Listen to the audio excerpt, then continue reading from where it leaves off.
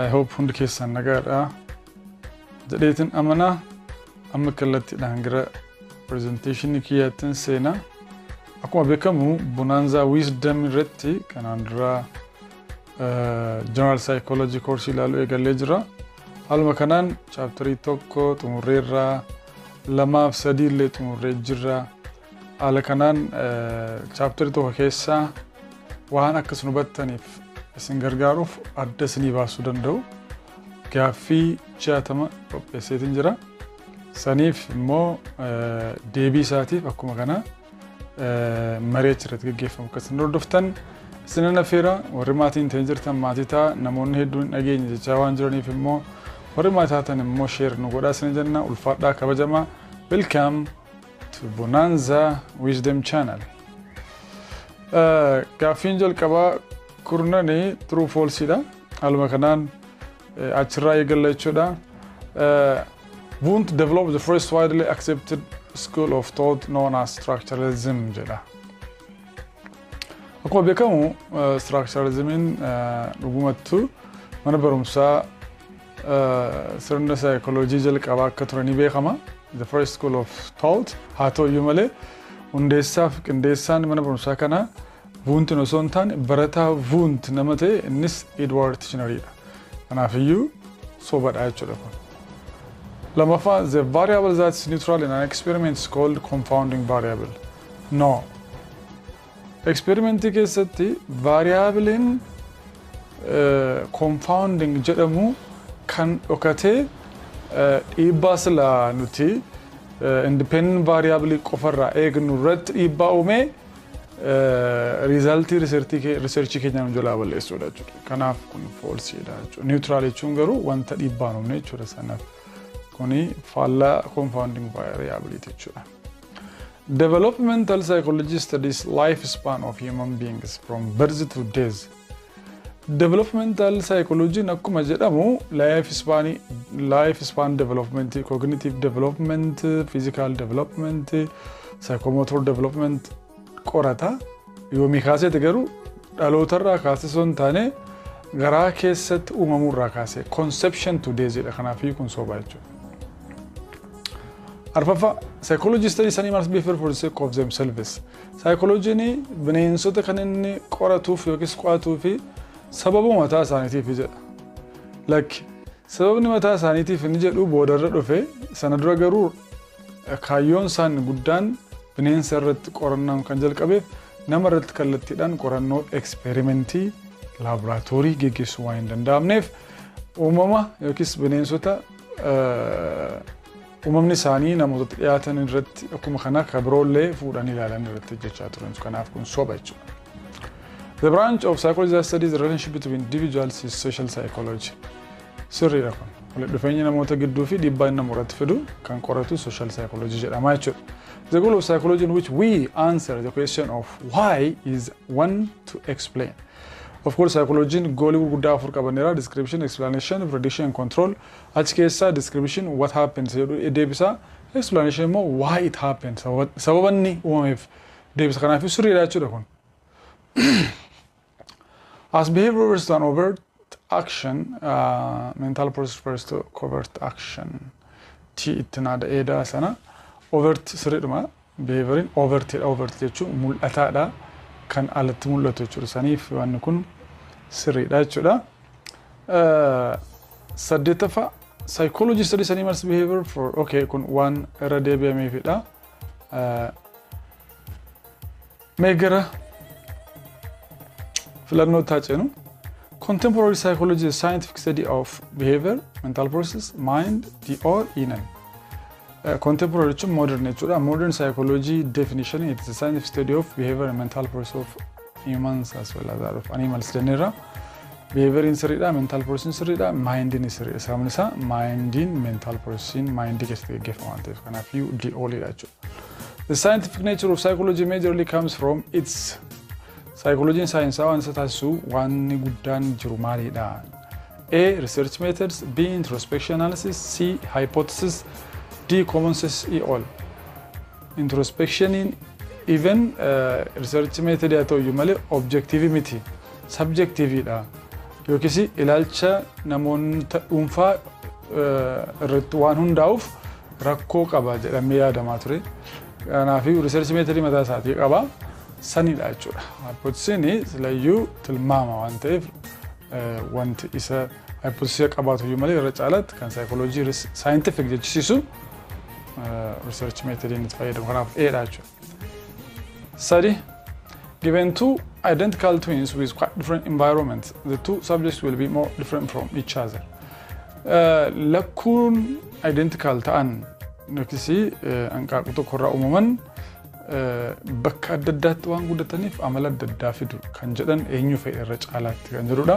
Behaviorists, environmentalists, psychodynamists, hereditarians or who? Magaalatti behavioristonni environmentu dhubbaa uumadhanii waan amananiif isaan ta'a jechuudha. Arfaffaa, psychology studies both human beings as well as animals. What is or are the reasons for psychologists to study animals in addition to humans?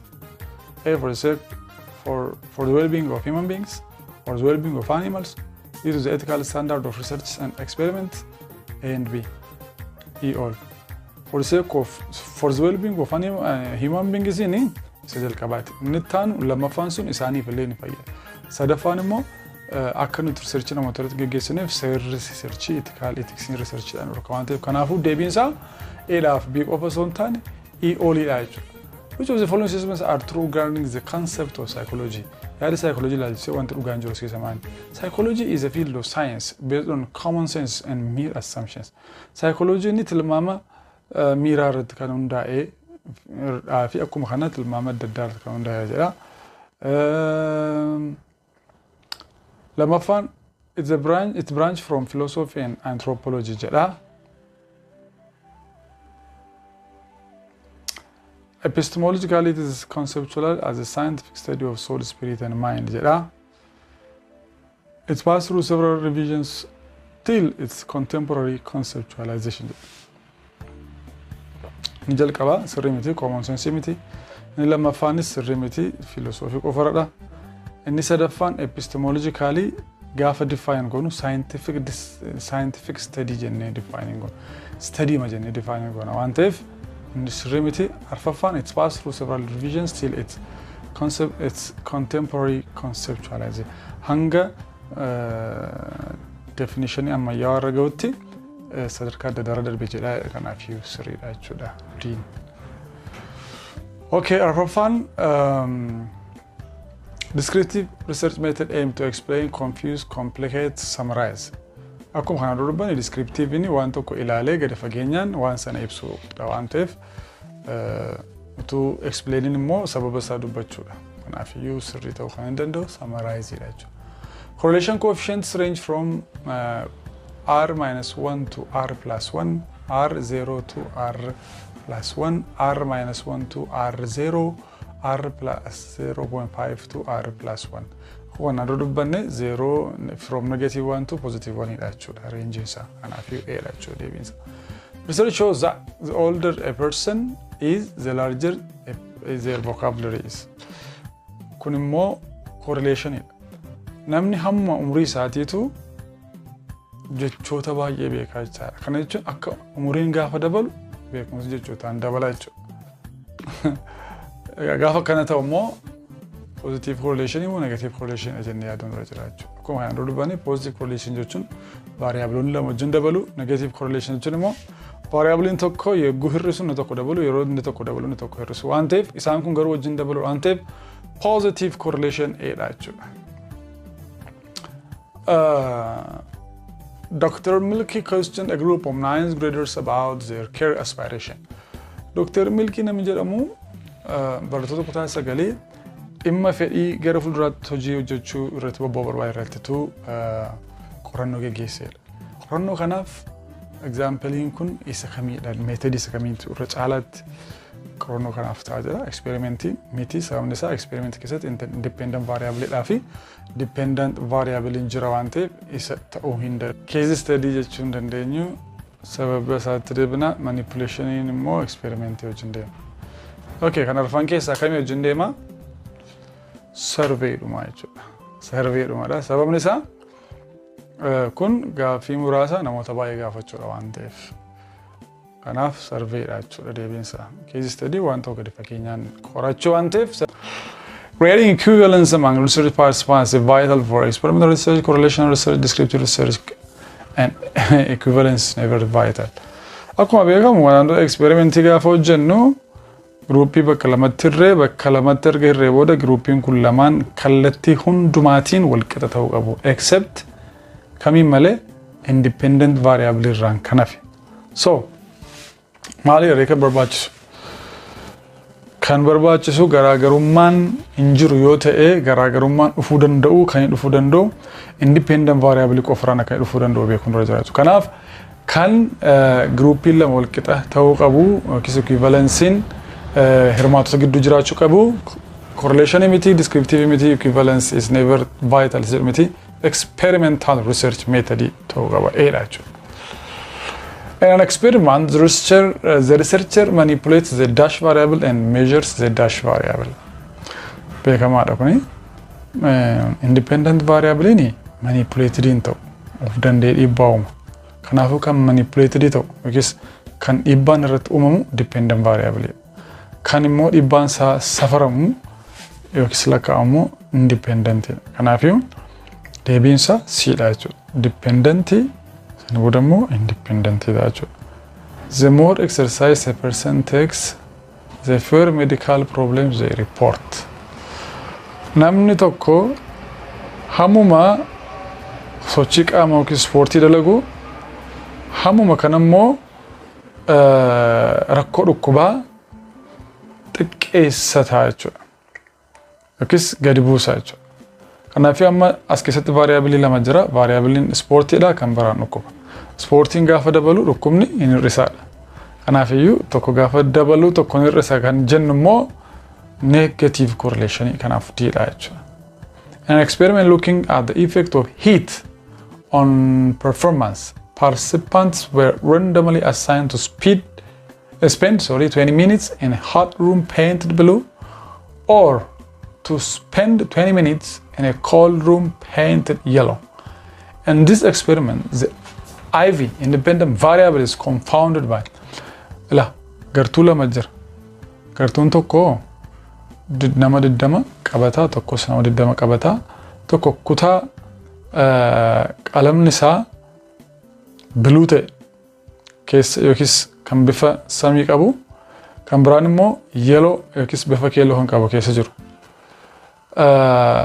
Garaagarummaan ilaalamuu barbaadu dhiibbaa ho'ini hojii irratti fidu, performance irratti fidu.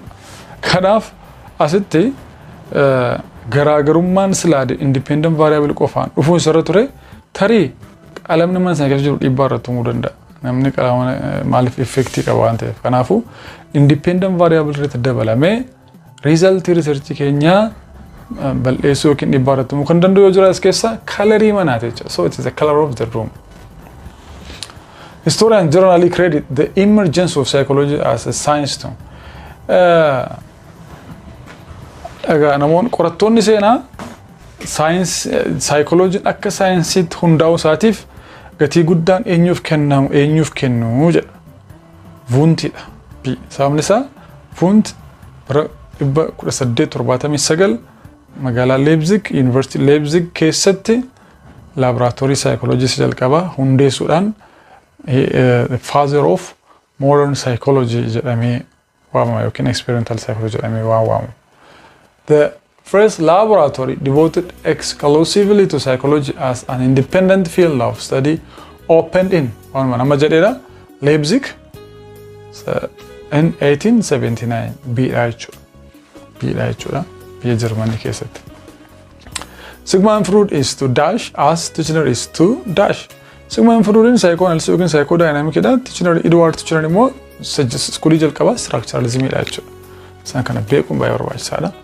Wundt believes that scientific psychology should focus on analyzing the basic consciousness and an approach his student later termed as dash. Wundtini psychology scienceawani kan irratti xiyyeeffachuu qabu dhimma mind yookiis sammuu dammaqnaati kan barataan isaa boodarra mana barumsaa sana dash jedhee moggaase. Structuralism barataa fuunti kan ture Edward Tishner dha. Kanaafi kan inni hojjetes immoo structuralism dha. The technique the psychologists in the schools of structuralism and functionalism majorly used was introspection, hypnosis, conditioning, psychoanalysis.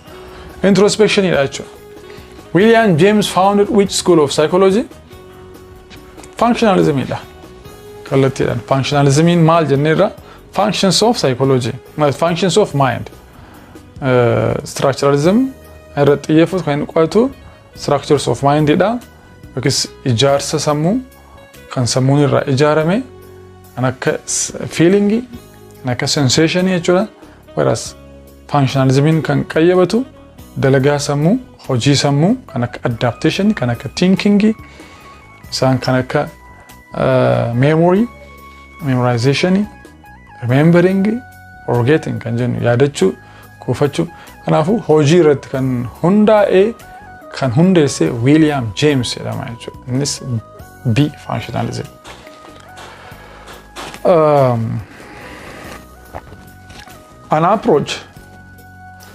An approach to psychology that focused on how mental processes enable people to adapt to their environment is kunis gaaffiisuma jalqabaa haala kan biraa akkamittiin namoonni environment isaaniitti baratu of barsiisu jireenya isaanii qaama isaanii namummaa isaanii kan jedhe functionalism dha jechuudha. Hojiin sammuudhaa jedhu isaan hojiin sammuudhaa namni environment isaatti akka baratu yookiis fakkeenyaaf namni tokko biyya tokko kee biyya biraa yommuu deemu biyya sana fakkaate akkamitti jiraachuu danda'u kan hojjetuu fi sammuudha functionalism. Which early school of psychology was most concerned with adaptive importance of mental process? Isuma waliisan jechuudha functionalism. Edward Tishner is to dash as William James is to dash structuralism and functionalism dha jechuudha. The branch of psychology that emphasizes the positive potential of human being is called akkuma naannoo dubbanne modern psychology keessa warra jiran modern perspectives of psychology inni immoo humanistic jedha jechuudha. Humanistic warradhan namni haala mijataa argateennan hanga dandeettii isaa dhumaatti self actualization jedhamutti guddachuu danda'a jedhanii amanu jechuudha. Sablin as a teacher who believes that all her students can develop, grow, reach their full potential. Her beliefs are supported by the perspectives of which school of psychology. Sablinani barattoonni koo sadarkaa dhumaarratti guddachuu danda'u. Gargaaramnaan isa iyyuu ga'uu danda'u. Potentiaalii addaa qabu jettee amanti. Kun schoolii kamidha? Humanistic dha jechuudha. Abraham Maslow self-actualization pyramid isaa dubbanneerra. Psychology came from two Greek words, psyche and logos, with the latter meaning. Psychology jecha psyche fi logos jedhamurraa dhufa. Inni booddanaa maal jechuudha? Inni booddanaa jechuun logos kan jedhu. Spirit, soul and mind. No, isaan kamidha? Psyche dha. Kanaafuu discourse dha jechuudha deebiinsaa. The major subject matter of structuralism and functionalism were or was introspection. Introspection is subject matter miti. Wanta qayyabatamu miti. Qabiyyee qo'annoo sanaa miti. Akkamree inni tarsiimoo qo'annoo sanaati. Methodii isaati jechuudha. Conscious mind, unconscious mind, A and B. Unconscious mind immoo kan psychoanalysis. Kanaafuu conscious mind B dha jechuudha. The early schools was thought major focused on the study of warreen jalqabaa suni irra caalaatti kan isaan irratti xiyyeeffatanii conscious mind dha jechuudha. Structuralism, functionalism, gestaltinis conscious mind irratti kan xiyyeeffatanidha jechuudha. Kasanaan ala fruit qofa unconscious mind kan jedhe kan biraan behavioristiin immoo yaa'u amala mul'ataa kan safaramu behaviorii observability ta'ee measurability ta'e kan mul'atuuf kan lakkaa'amuuf safaramuu danda'u irratti xiyyeeffata jechuudha isaan. Gestalt psychology was one of the early schools of psychology that differs from the rest in maaliin dhagas. Gestalt psychology kanneen hafanirraa maaltu adda isa godha? It emphasizes the study of the whole behavior, not the whole behavior, the whole mind. ስለዚህ X jedha. Kanaafuu X jedha. It illustrates the importance of the study of the whole mind. Yes, kun sirriidha. It opposes the others in their approach of study sirriidha kun sababni isaa holistic approach kan fudhate whole mind dha malee nuti akka structuralism akka functionalism dha waan tokko irratti xiyyeeffachuu hin qabnudha. Kanaaf deebiin isaa kan ta'uu danda'u bidha jechuudha. The goal of correlation is to galmi correlation dha mind assess causal impact no cause effect relationship kan ilaalu dependent variable kan ilaalu experiment dha. Create snapshot of what's happening no kun descriptive dha. or naturalistic observation ida assess relationship between variables wal dhufeenya variable lamaaf sana olii gidduu kan jiru kan ilaalu isa dhachu correlation kanaafiyu sida deebinsa. The branch of psychology that studies human development from birth to death is known as social psychology, development psychology, education psychology, counseling psychology inan ila malala dezi da hanga berzi da hanga dezi dalota hanga duat kan qaybatu branch in psychology kami injiru developmental psychology to ta inni conception iragas kana fi debinsa inani dacho. Sigmund Freud was the pioneer of which of the following schools of thought bekamada psychodynamic psychoanalysis dacho. So demilam as more children violent films they will tend to be aggressive in the future. Which goal of psychology could be considered viable for this statement? Goal psychology gudda afford to jira jennera description, explanation, prediction, control. Achi keessa why maali dubbata why prediction why gara fulduraatti ta'uu danda'u waan amma ta'e irratti hundaa'ee waan gara fulduraatti ta'uu danda'u maaltu ta'e amma daa'immani maal ilaalu fiilmii violent ta'e yookiin gara jabeessa ilaalu kanaaf gara fulduraatti isaanillee gara jabeeyyii ta'uu danda'u jedheetu tilmaamaa jira predictive gochaa jira kanaaf prediction jechuudha. Researchers have recently found out that the cause of obesity is the overeating during childhood. Qorattoonni akka jedhanitti rakkoon guddina daangaa darbee garmalee maddisaa overeating jedha garmalee nyaachuu yeroo ijoollummaati jedhaniiru jedha. Kanaafiyyuu kun explanation isaa maaliif goal of psychology keessaa galma psychology keessaas tokko kan sababa ta'umsa waan tokko dubbatudha jechuudha. Kanaafiyyuu sababa obesity dubbachaa jira waan ta'eef kun explanation jechuudha. It was agreed that students need guidance and counseling service to overcome their exam related stress. Amma gamaan iddoo kana rakkoo jira. Rakkoo maali? Barattoonni yeroo qormaataa ni dhiphatu. Dhiphina kana furuudhaa fi maaltu murtaa'ee waajjirri gorsaaf jajjabina guidance and counseling jedha hundaa'uu qabaa jedhama. Kanaaf rakkootu uumamee rakkoo sana furuudhaaf immoo furmaata lafa kaa'ame. So controlidha jechuudha. Controlidha jechuudha. The founder of the School of Structuralism was beekamaadha Titchener jechuudha. Edward Titchener. How people work, think and adapt was the main interest of functionalism jennee sila. Kun egaa kallattii adda addaatiin hubannoo keessaan adda baasuudhaaf gaaffiin tokko kallattii adda addaatiin gaafatamu isaa agarsiisa. The archaeologists of mind were the proponents of the school of psychodynamics. The psychodynamics in archaeologist of mind. Archaeologists jechuun warreen qo'annoo lafa keessaa geggeessanidha. Isaan kun immoo qo'annoo sammuu keessaa isa gadi fagoo hanga unconscious mind qo'atanii ilaalaniitu warra ga'aniif psychodynamics deebiinsaa biidha jechuudha. A study of the feeding behavior of a group of wild monkeys in India would be an example of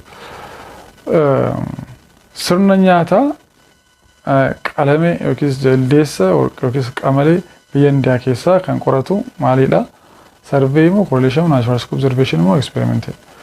Kuni naturalistic observation dha. Bakka isaan jiranitti bakka uumama isaanii deemne naturalistic isaanii deemne ilaallee report gochuu qofa waan ta'eef. Biyya jechuudha. If income and happiness are positively correlated, then a person with a low income would be predicted to be lala. Namni correlation, positive correlation jechuun yeroo variable lama wajjin edaanidha. Iddoo kanatti wantoota variable lama jira. Happiness dhaa fi income. Maal jedha?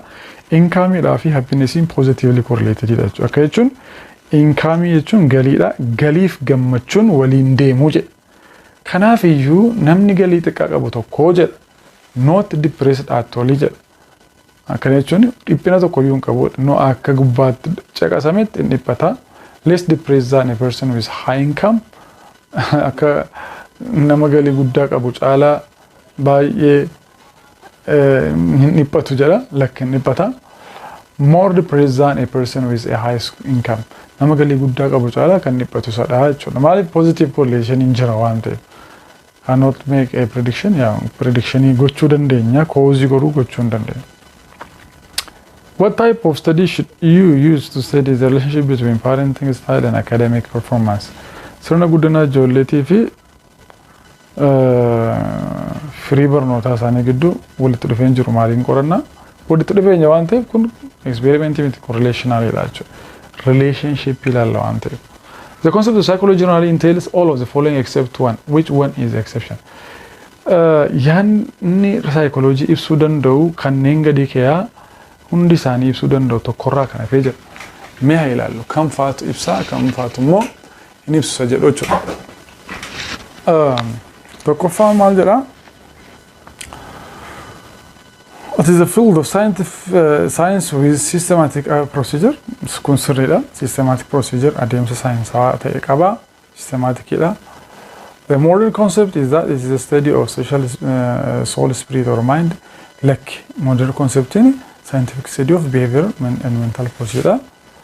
The investigation methods employed would suffice its traditional definition.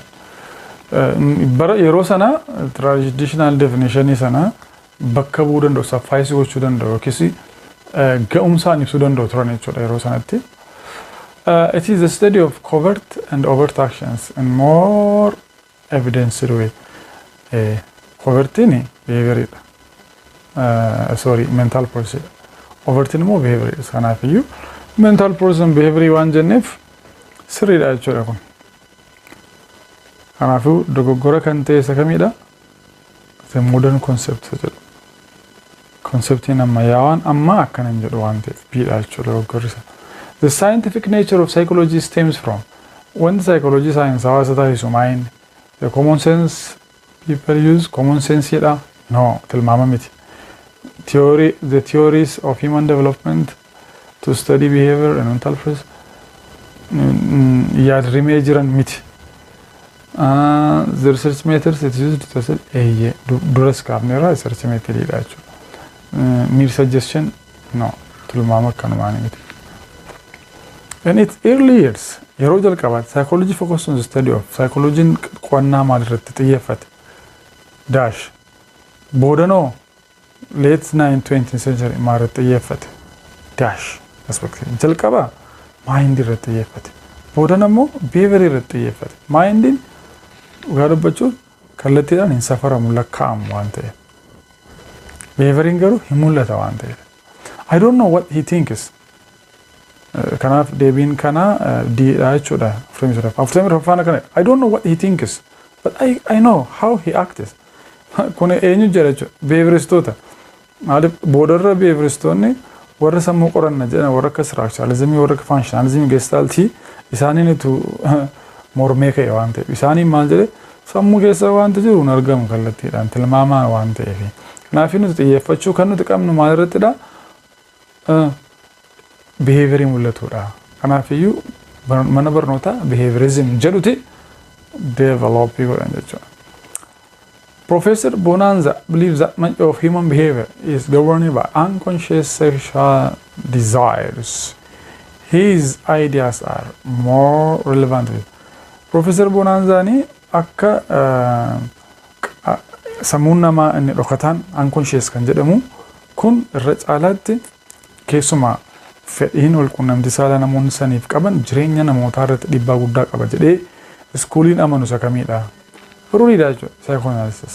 Behaviorism miti cognitive miti humanistic miti kana gadi fageenya ilaalleerra. I hope waa'ee tip of iceberg yaadattu. Tip of iceberg jechuun caafiin cabbii guddaa bishaan keessa jiru alaan akkuma mul'attu cabbii qaamni cabbii guddaa bishaan keessa jiru garuu akkuma mul'anne cabbii ol kataate suni amala namaa shaalaa mul'attudha. Amalli namaa inni guddaan dhokataan eessa jira? Keessa jira hin mul'atudha. Which school of psychology believes that it's impossible to objectively study the mind? Haala baay'ee qabatamaa ta'een karaa saayinsawaa ta'een sammuu qorachuu hin danda'amu jedhee kan amanaa ture behaviorismidha jechuudha. Dr. Bonson wants to explore differences in child rearing practice between British and Chinese parents. He is most likely Dr. Bonson kan jedhamu namichi kuni dhimma guddisa ijoollee aadaa guddisa ijoollee kan Chaayinaatiif kan British wal bira qabee ilaale. Kana booda garaagarummaa argatee ta'uu danda'a. Kun egaa maalidha? Aspektii yookiis iskuulii kamtu kan irratti xiyyeeffata? Cognitive da? No. Physiologically da? No. Cognitive ergonomic da? No. Social cultural psychologist. Isaan kun branch of psychology that studies the effect of culture and society in different aspects jenneera. Dhiibbaa aadaatiif hawaasummaa biyya adda addaa jiranii irratti xiyyeeffata jenneera waan ta'eef diidha jechuudha deebiinsaa. Dash psychology is the study of mental processes such as attention, memory, problem solving and thinking. Dhimma knowledge irratti, dhimma wanna sammuu keessa jiru irratti, dhimma xiinxalaa irratti, dhimma yaadachuuf irraanfachuu, dhimma rakkoo furuu kan qayyabatu cognitive jedha jechuudha. Sababni isaa cognitive jechuun maal jechuudha jenneera? Knowledge jedha, information jedha, beekumsa jenneera waan ta'eef. Dash established the first psychological laboratory in 1869. Joseph Gall, William James, John Locke, William Wundt inan adaraa keessan kana William Wundt jedhan jeena maaliif guyyaa isaa sirriitti ilaalaa 1869 jedha waan ta'eef William Wundt 1879 kanaafu hin jiru naniidha jechuudha between the lines dubbisuu danda'u dura research shows that the older a person is the longer their vocabulary. This is an example of irra deebitee dhufte kuni dogoggoraanidha. Anyways garuu qabachuun gaariidha. Akkuma umuriin namaa dabaluunis beekumsi namaa dabalaa deemaa jedhe. Beekumsi namaa jechuun beekumsa namaa kan jechoota kan hiikaa jechoota. Umurii fi beekumsi hiikaa jechoota waliin deemaa jedhe. Akkana jechuun waliin guddatu. Kun immoo positive correlationidha. Positive correlationiin variabloonni lama yeroo wajjin edaan yookiin wajjin hir'isan. Negative correlationiin variabloonni tokko yeroo eda'u tokko yeroo gadi bu'u waan ta'eef zero correlationiin variabloonni lameen walitti dhufeenya yeroo dhaban waan ta'eef kanaafiyyuu kun umuriif beekumsi jechoota wal duukaa eda'a waan jedheef positive correlationii ta'a jechuudha. Kana fakkaata gaaffileen keenya guddaa galatoomaa kanneen chaaptoroota hafan wajjinitti fufna warri maatiin ta'in jirtan maatii taasisaniin jenna yeroo gaarii qabaadhaa nagaan naa tura kabajamaa.